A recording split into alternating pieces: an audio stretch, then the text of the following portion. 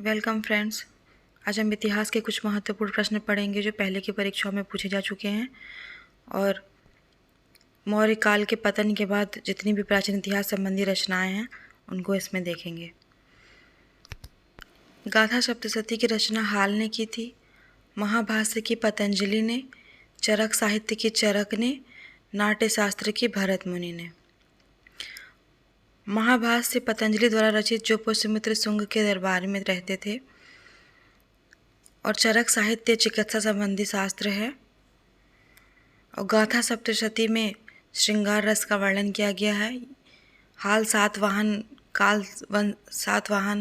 वंश के राजा थे।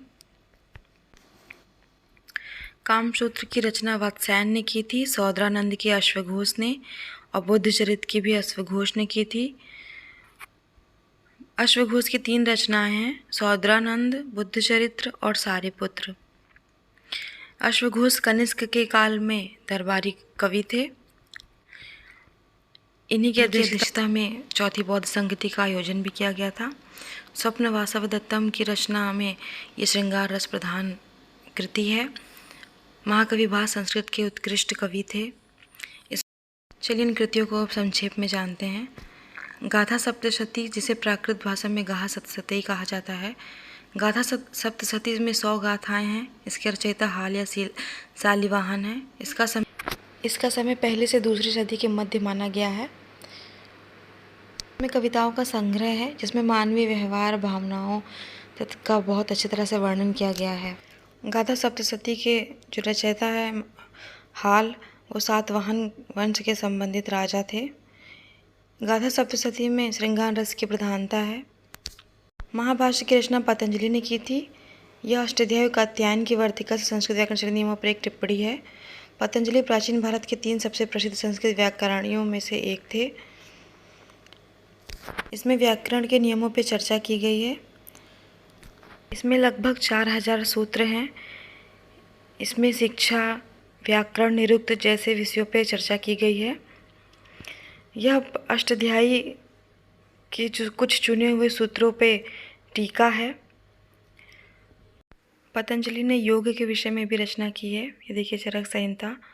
आयुर्वेदाचार्य चरक ने चरक संहिता की रचना की। चरक के अनुसार सभी प्रकार की बीमारियों की रोकथाम उपचार से अधिक महत्वपूर्ण है, जबकि चरक ने भारतीय चिकित्सा प्रणाली के अंतर्निहित तर्क और दर्शन तथा सहित चिकित्सा के सभी भागों का अध्ययन किया।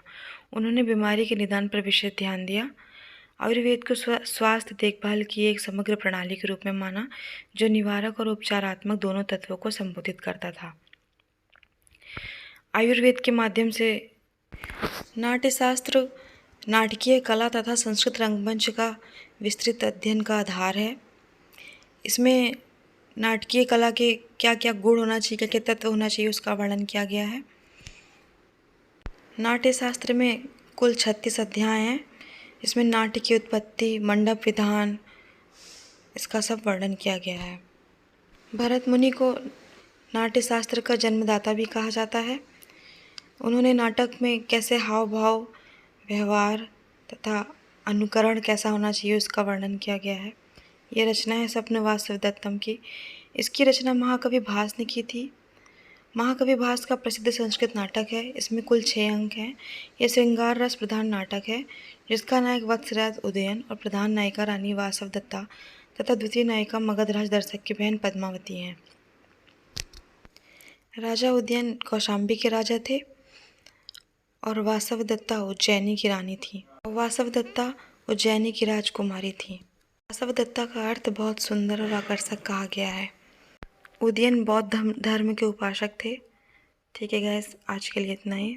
Thanks for watching. अगर आपको कुछ कमी लगे तो कमेंट सेक्शन में मुझे ज़रूर बताइएगा।